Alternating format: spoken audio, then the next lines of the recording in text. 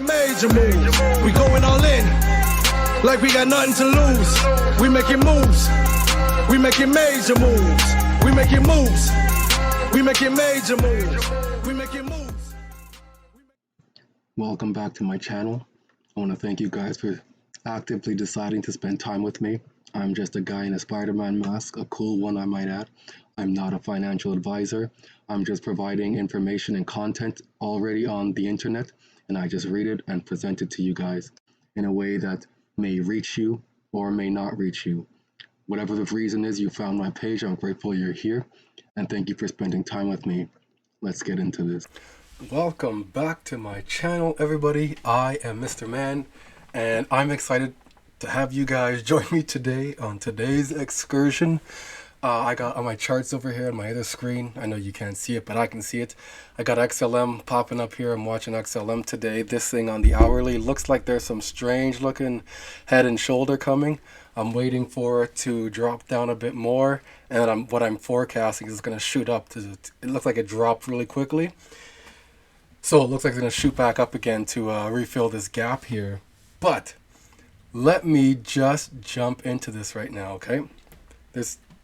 The main topic is XLM and what's going on. This is a follow-up to the Ukraine and USDC and Stellar initiative there with the USDC.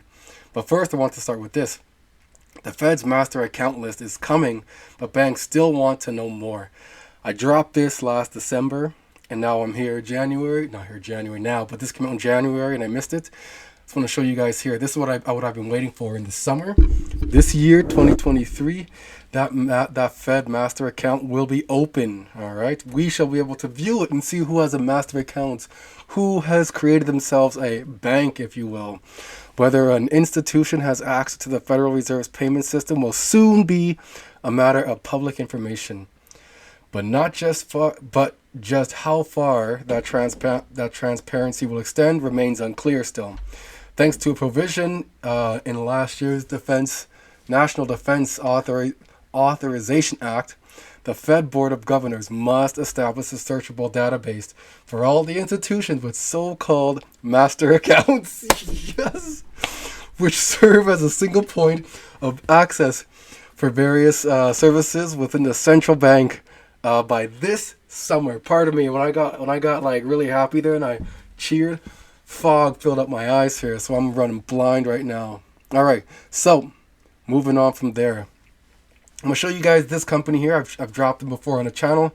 If you're new to this channel, this company will be new to you. If you're not new to this channel, then you know who Bit Inc. is. All right, they won the G20 sprint, the G20 tech sprint last year, 2022, I believe it was July, and they are working with Stellar. So let me just go down here and show you guys the topic for today. All right, here's our success stories.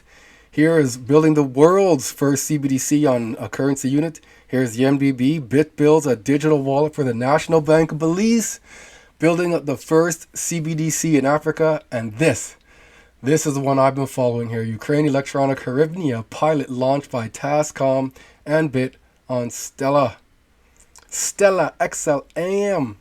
All right, this is so good, man. All right, so here we go. It breaks down what it is here. Look at this. Look at this. Look at this. They have milestones right here. Phase 1, the pilot. This is from February to March. We're going into phase 1, milestone 3 right now. The pilot for June here. June to July is configurable currency, whatever that means.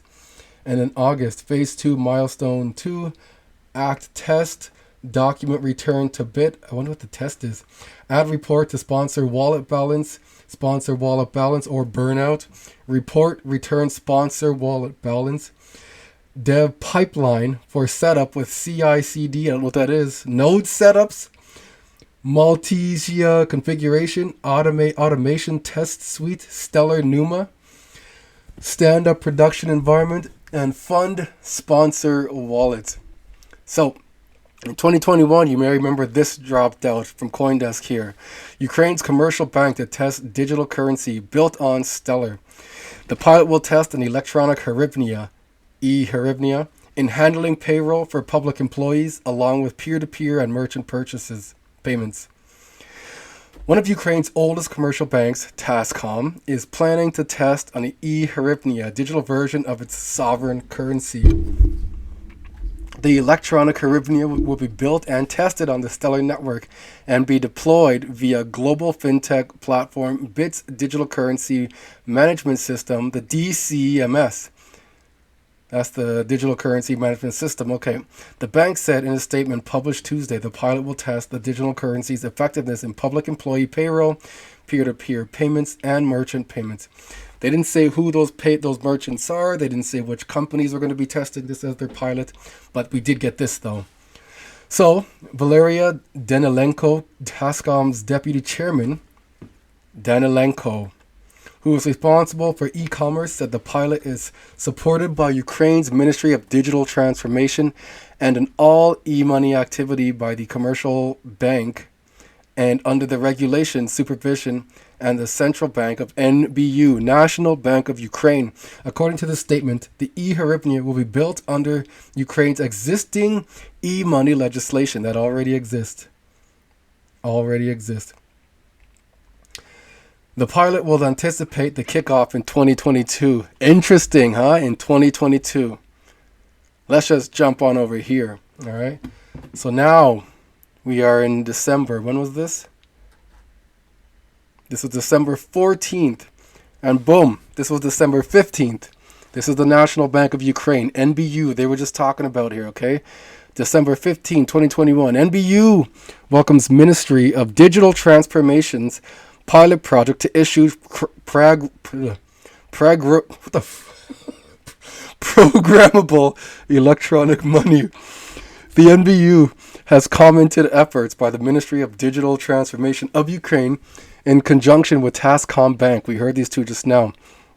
The fintech company BIT Inc., which we had just gone over right here, right? They're talking about this here. We're just talking about this. That's BIT Inc. As part of this effort, employees of the state-owned company DIIA, the DIA, will have a chance to give the programmable digital money a dry run. Interesting, isn't it? This is 2021. No wars exist. The program aims to explore the potential for use of blockchain-based electronic currencies. It will help identify possible applications, right? When there's a war going on, there's so many use cases for it. There's such chaos. They have to keep the economy going by, sustaining their old dollar to see how that works for that. And then you have these displaced individuals as refugees. So now they're going to find out how the money works for that. They're going to send money overseas as well, cross-border payments. That way they can keep funding this war, test that.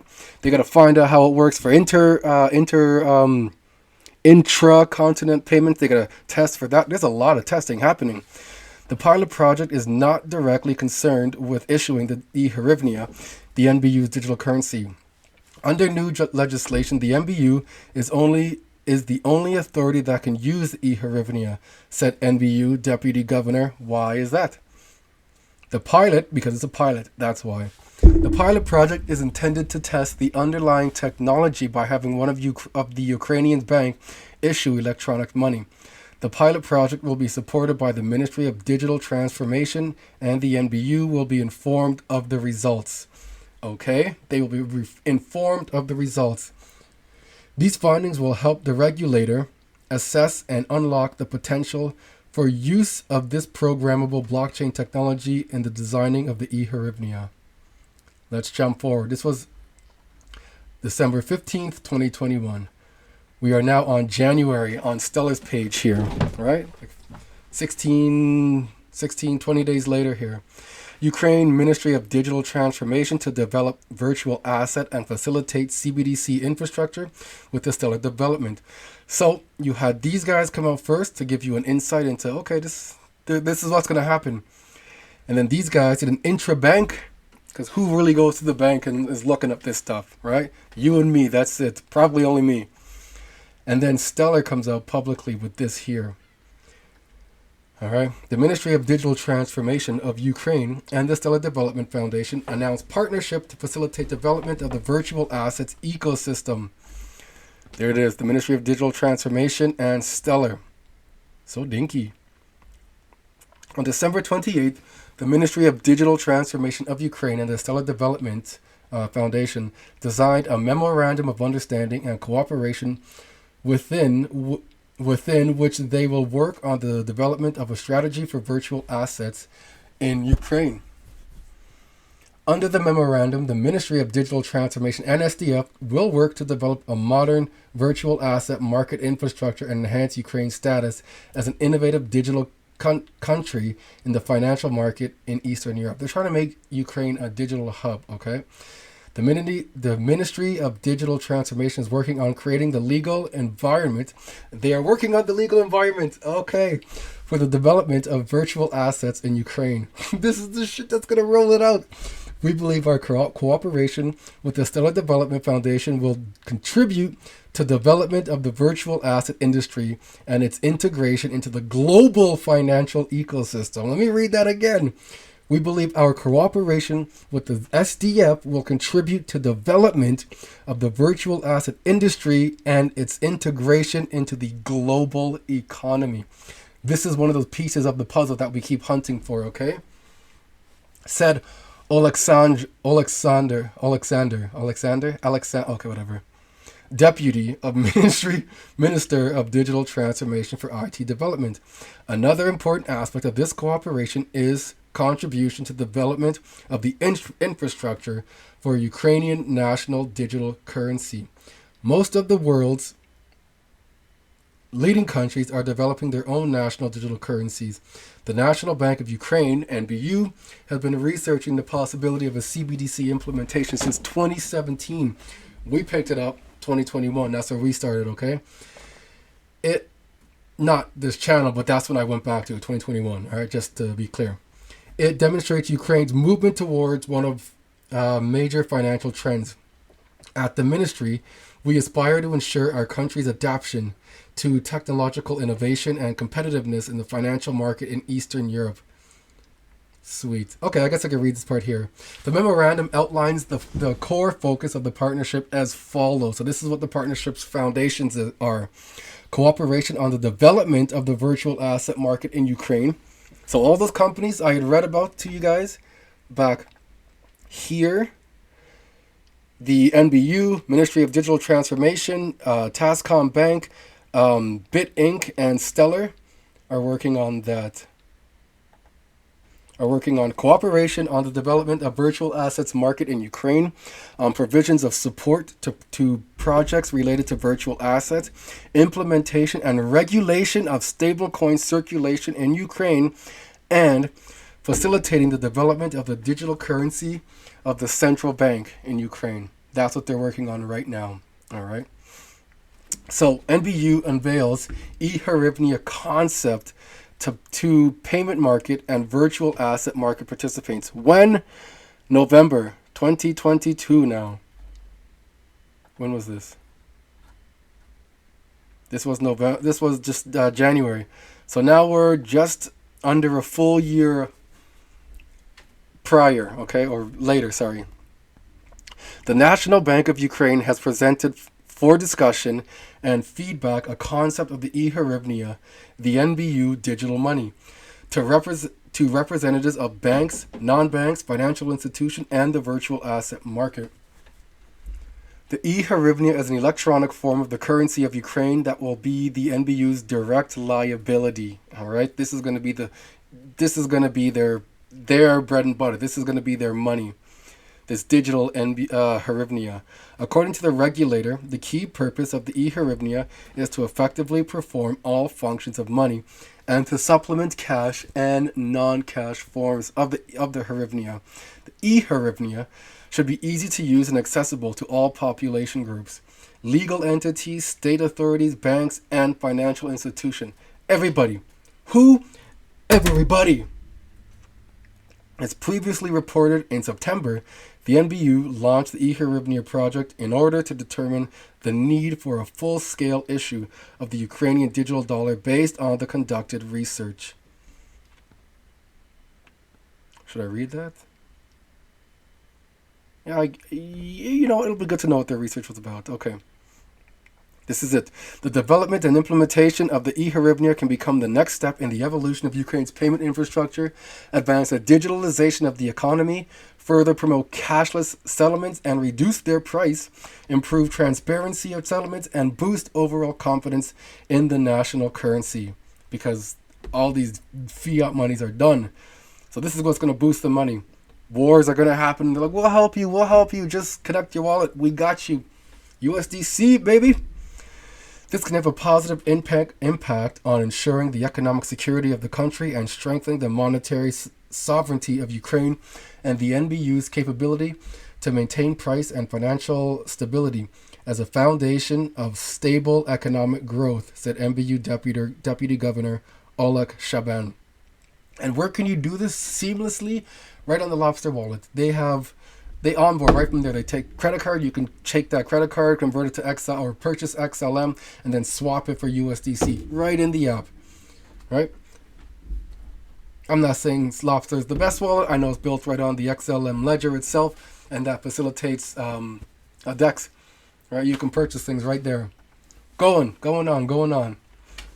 This is now the United Nations here, because they were involved in this project too.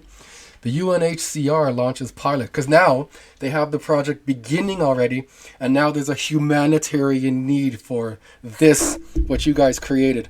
So now that the humanitarian need exists within the war, in walks the UN, launches pilot cash-based intervention using blockchain technology for humanitarian payments to people displaced and impacted by the war on Ukraine. Why else would the UN be involved? Bam! Ukraine, UNHCR, has launched the first of its kind integrated blockchain payment solution powered by Stellar Network to reach people in need with speed, agility, and accountability. This is all one giant test, folk, and if you're following along with me, you'll understand. The UNHCR, the UN Refugee Agency, and the Stellar Development Foundation, the nonprofit that supports the growth and development of the Stellar blockchain network, announced today the launch of a pilot, first of its kind blockchain payment solution for digital cash distribution to internally displaced persons, IDP, and other war-affected people in Ukraine. The UN, in collaboration with the United Nations International Computing Center, the UNICC, they're involved in this too. You're going to hear that name again. The UN's technology solution provider are amongst the first to pilot the new Stellar-based aid disbursement solution, which ensures the delivery of cash assistance directly into the hands of those being assisted quickly, efficiently, and securely, with full value transfer, traceability, and accountability. This is XLM, you guys. This is XLM. This is what it is right here. I am excited.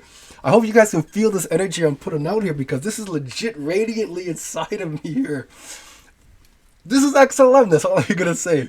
The pilot phase of the project is designed specifically for Ukraine, but can be adapted worldwide. UNHCR confirms eligibility and distributes assistance in Circle Internet Financials USD.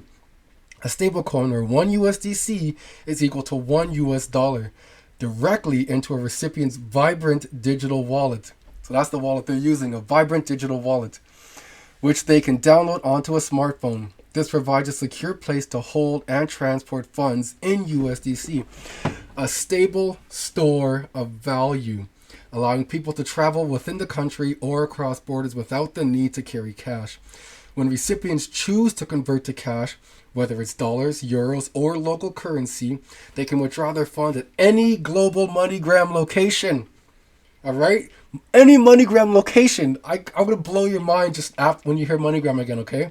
Including over 4,500 MoneyGram locations in Ukraine. That is just Ukraine, okay? 4,500 in Ukraine. Perfect. SCP effective and without disruption in 2022, despite the war. We're in January now. In 2022, despite the full-scale war, the system of electronic payments of the National Bank of Ukraine, the SEP, functioned in a reliable and stable manner, covering all the needs of the Ukrainian banking system and its customers for Hryvnia payments. Oh, can you taste it? SEP is a system of electronic payments, all right? Oh, can you taste it? Can you taste it? Last year, about 363 million payments worth of total of over UAH, I don't know what UAH is, Ukrainian, whatever. 133 trillion were delivered in the SEP compared to 466 million payments worth a total of only 57 trillion in 2021. So they've last year. So 2021, they had 57. And then they had 133 trillion at that point. So they doubled it, tripled it. They tripled it. Oh my lord. Just under tripled that shit. The shock of war, the shock of war and disrupt drop in economic activity during the first month in the full-scale war affected the number of transactions in the system. Last year, the reduction was by 18.7% year on year. Perfect. Oh shit, my target just hit for XLM to buy in. It dropped where I thought it was going to drop. Where's my mouse? I have one more I'm waiting for. So, this is PDF here by TAC. This is the company with Bit. Let me go back. Right, there's TAC right there. This is their timeline, tax with Bit. Where are we? Sorry. And here we go. This is here now. Remember I told you those names to remember? This came out in February 2023. This is only the public version. So, here's one of those names. Sergey Kolo, the first deputy chairman of the board. Today's growing challenges encourage us to focus on continuous improvement and development, both at the level of banks and the entire financial system. The rapid penetration of virtual assets into areas from everyday life to the economy drives our strategy. Whose? Not yours or mine. Our strategy to explore and apply benefits of distributed ledger. What's their strategy, guys? All right, this e-Hryvnia right here. Partner with these people. Utilizing this bank here with these people to have that reason to disperse it here. With this, here's their cash flow going on now here. To him talking about his strategy, all right? As part of the pilot project with technology partners, we know who they are, we explored a new way of issuing and managing e-money. These are payment instruments of a new generation for all citizens and organizations of Ukraine, their employees and clients, government institutions and international organizations. Guys, we hit gold here when we found Stellar, when we found XLM, we started stacking that shit like you wouldn't believe. We hit gold. I hope my page doesn't blows up here because I want to, there's a lot more room to move still in XLM. I hope that next one gets hit. I hope not during this recording. These are payment instruments of a new generation for all citizens and organizations of Ukraine. I read that. Where am I? Within the framework of this platform, we combine a fast, cheap, reliable, and transparent decentralized system of e-money transfer and account on the Stellar blockchain and the reliability of storage and regulatory comfort for customers of JSC Tascom. Oh my gosh, this is just beautiful. This is beautiful, guys. This is beautiful.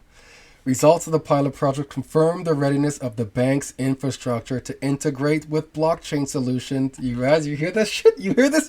They are ready. And provide an appropriate level of financial services using virtual assets, taking into account all regulatory requirements. The use cases studied during the pilot provided an opportunity to develop various business models based on blockchain technology. What were those things they were looking at? Here, their employees, their clients, their governments, and international organizations. All right, that was what they were looking at.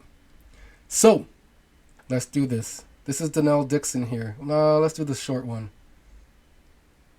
Now, I'm going to show you guys who these people are, so you know who they are, okay?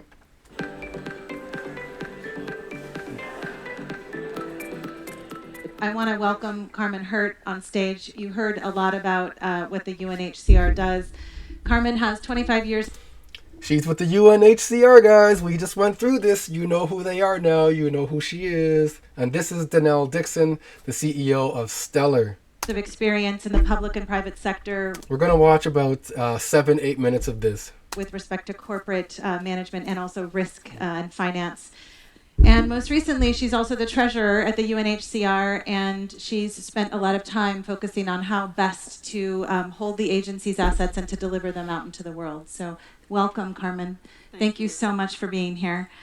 Obviously, the refugee crisis, as we just heard on this video, but also has been really in the news because of the conflict of the war in the Ukraine.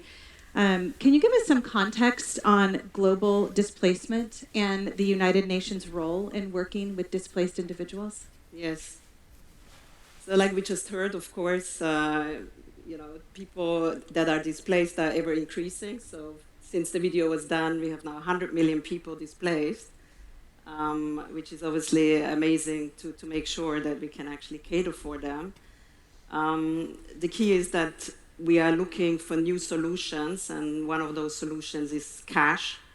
So why not cash, i.e. that we would not deliver just shelter or hygiene or water in that sense, but we actually give the refugee the dignity for themselves actually to decide what they want to do.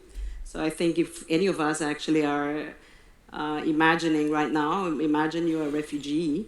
So, what would you expect from UNHCR and the UN family of organizations in order to make sure that you actually can sustain and that your rights are actually observed? So UNHCR also provides protection. So legally, this is quite important as well. So as you are crossing borders, we refer to refugees, internally displaced, to IDPs, internally displaced. So the key is that UNHCR also has quite an elaborate system to register internally displaced and refugees. So only the most vulnerable will get our assistance. So we cannot give assistance to 100 million people. But nevertheless, it's increasing and increasing. So the solutions that we are providing need to be integrated, need to be standardized, need to be seamless, and obviously reach the internally displaced or the refugees. So much of what we talk about when we talk about decentralization and blockchain is about putting the power into the hands of the individual. And it seems like that's so much of what the UNHCR has been doing for many, many years. Why is the UNHCR considering using blockchain? Mm-hmm. Yeah. So we have systems currently in place, systems processes to do cash. The key is that blockchain obviously gives us a whole new opportunity. We have yesterday also heard about the smart contracts and many more things to come. So this is a technology we want to embrace and obviously grow with it. These are early days, so in some ways we can agree this is just the beginning. That's just the beginning. So we are really excited to have our first use case and look at how this actually, reaches the end, the last mile as well. So that's important to us. So it's not, technology is one side, and we need to make sure that the integration.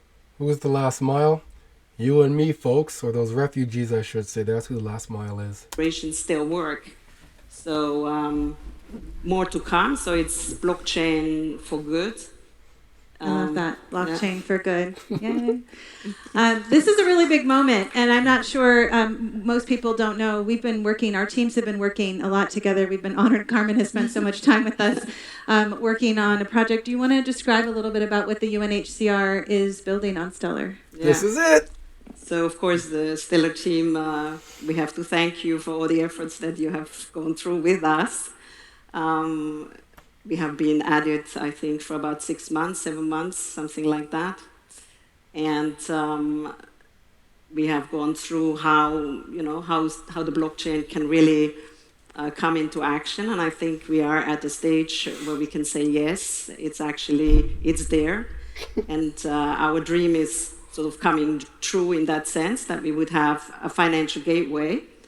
So was our dream, folks. Our dream is coming true. Why? Because we're putting in the time and the hard work to manifest this shit and bring it into reality. Our dream is coming true. Financial freedom. And blockchain would be part of that. So we can reach the beneficiaries. And the way we have set this up is through USDC on Circle. From Circle, we have a payout organized through a payout API onto the wallet. And we also have UNICC, so we have another UN organization that is basically hosting the platform, the Stellar Disbursement Platform. I think that's very important. That gives us huge opportunity to also onboard, in that sense, other UN agencies and other partners. You have heard we work with at least 1,000 partners, so it's not just the UN in itself, but also social societies on the ground. So from that perspective, I think we are sort of orchestrating all the partners, everyone that needs a role in that. And from the Vibrant wallet, it's then actually cashed out through MoneyGram. So we also have heard on that very powerful partnership, Stellar MoneyGram. So we have plenty of options available to the internally displaced or the refugees to encash, wherever they need the money. So if they need fiat, they cash out fiat. If they want to transfer it to their account, they transfer it to their account. So plenty of options. Wow, this is like huge.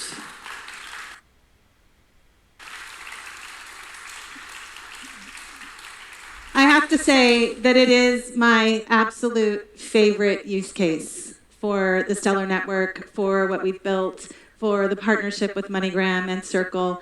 It is the thing that creates transparency for the donors and opportunities for the internally displaced as well as the refugees. I am so excited, and Carmen and her team have spent a lot of time educating us about UNHCR and everything that we need to do to even improve and be better on our side. So it's been an awesome collaboration, and I'm really grateful for it.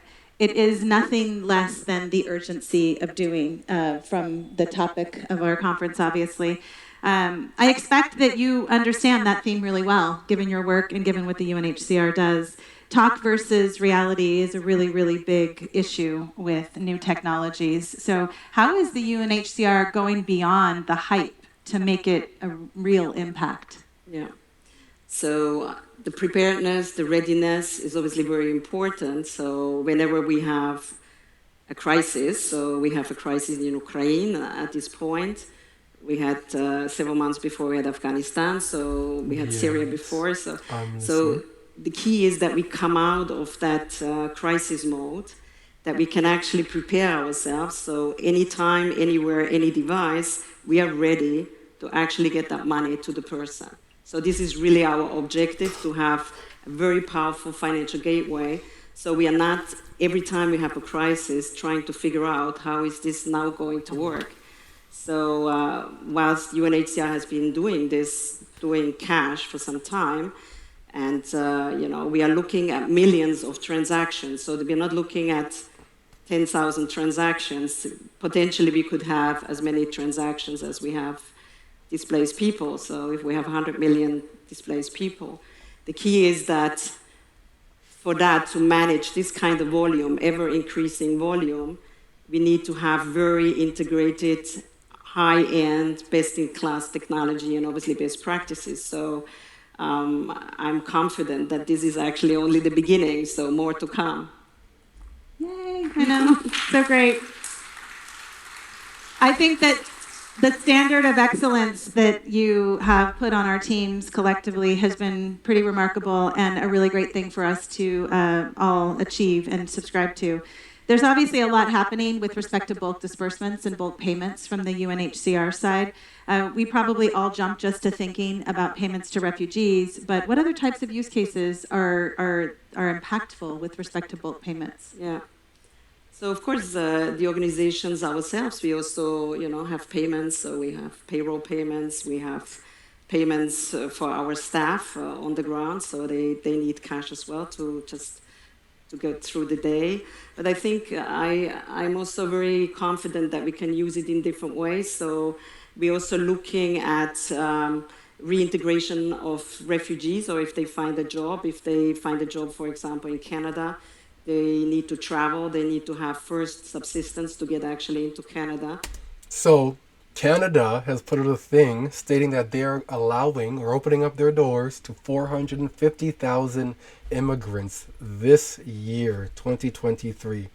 And here's where a bulk of them are coming from. Things like that. So, this would be a very good use case. They travel with their money on their wallets. So this is now where the travel rule comes in, right? With FATF, the Financial Action Task Force, and they're going to see how that use case works. So we'll be following what FATF is doing as well. I will be bringing these guys up. My mentor just called. I'll call him back after. So it's portable. They get to Canada. They maybe need some money before they get to Canada, and when they get to Canada, they need money as well. And, if they're going to start work, and they could then return that money, and then more people can have the same opportunity to actually reintegrate. So I think going forward, also the idea how we participate in the local systems, in local economies, local liquidity. I think we will hear a little bit more about how you manage local liquidity. So the idea that you can safeguard USDC on your wallet, it's portable, and you have plenty of opportunities and decision-making points, whether you cash out in local currency or you go into another jurisdiction and ultimately withdraw in US dollars or euros or local currency. So MoneyGram in this respect also provides a very important last mile flexibility. What kind of scale are we talking about? How big is this? And is blockchain ready for the UN? I think blockchain right now is ready for the UN. Where is it? So 6 billion into really be there. It's and the I think I'm we looking probably for. Sorry to Those of you skip that this. weren't here at a session with the former mayor of Rome, we learned that everything starts and ends in Rome. So I love that. The notion of the transparency of the blockchain in terms of the donors actually seeing the disbursement, is that something that the UN thinks about? Of course, yeah. So the key is that wants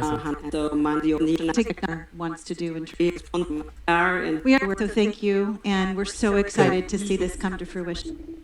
Okay, I might have missed it. Maybe you guys heard it, but it was a different one. This is what I wanted to show you guys today. Okay, I posted this today. So now that we know that this whole e-Hryvnia is going on here, and they were talking about the MoneyGram partnership and then utilizing USDC on the Stellar Rails, listen to this. You can actually take cash into MoneyGram and convert that into USDC and then send that USDC to your family abroad, to your family in another part of this country that doesn't have a bank account. They can then hold those assets or do what they want with those assets.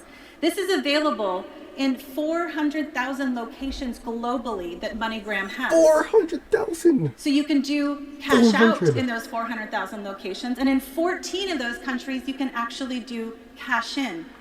I'm dead. I'm dead. Shoot me. Don't shoot me. I want to enjoy this. I want to enjoy what happens afterwards. Don't shoot me. All right. All right. All right. And then when my buddy sent me this here. This is him right here. All right. Sent me this here today. And this could be a black swan for US to start something in the US here. This is it. This is the ending of my video here. So this could be it, guys, for the US. We For when FedNow is rolling out. Because this is coming out in 2 weeks. we are almost through all of the suspicious activity reports. Remember, these are the bank violations that Janet Yellen said she would never allow the Republicans on the Oversight Committee to have access to, even though she's supposed to. She said in her last letter before she let us in, you're going to have to provide evidence as to why we should allow you in. We provided evidence that a lot of people haven't seen. The next day we're allowed in, and it's been very valuable to our investigation. We're probably going to have a press conference within the next 2 weeks to update the American people about what all we found, but it's very concerning, and I think Joe Biden's going to have a lot of explaining to do with respect to how many countries You got some splaining to do. his family was influence peddling in, and how many members of his family were involved in this influence peddling. Was he getting And all that is taking place in Ukraine that they were involved in. But it's going to explode in the U.S. All right? It's going to explode in the U.S. In the USA. Here's the chairman, deputy chairman. We're going back to this document here. Right? This was the one put up by TAC. We're just going to go through. I'm going to show you guys quickly who's all in here, okay? These are big peoples. Big people. That's what's up, okay? So here we have the governor of, deputy governor of the National Bank of Ukraine. What he has to say on the project that they're doing right now with the e-Hryvnia. He's got a lot to say. And then we have this guy here, Alexander. There's that name again. Alexander Borniakov, all right, from the Digital Transformation. That was the name I struggled with in the beginning of this video. And then we got here, who's that? Danelle Dixon. I keep spelling her name incorrectly on Twitter. Not purposefully. My bad. I didn't mean to set anybody off and cause anybody stress. I'll put that D next time. I keep putting Dinelle, not Danelle. This is what she has to say from the standpoint of Stella. Stella! And then here, the digital money and CBDC, new horizons of the financial system, an overview of their CBDC. Guys, what can I say? What can I say? You will learn from this channel. Insights on the CBDC is understood by the regulatory authorities. Who? The ECB, the BIS, IMF, ABC. All right, national currency issued by a central bank that is responsible for its backing. IMF is who? The digital form of existing fiat money that is issued by the central bank and serves as legal tender. And what's the ECB's role in this? A digital form of fiat money that is publicly available, issued by the state, and has the status of legal tender. Tender! Shit. I'm sorry, man. I know by myself I can get crazy. I'm sure some of y'all do that. I'm not the only one. Come on, I'm not the only one. Really? Please. I know some of y'all do it too. I don't know. I'm assuming some of y'all do that.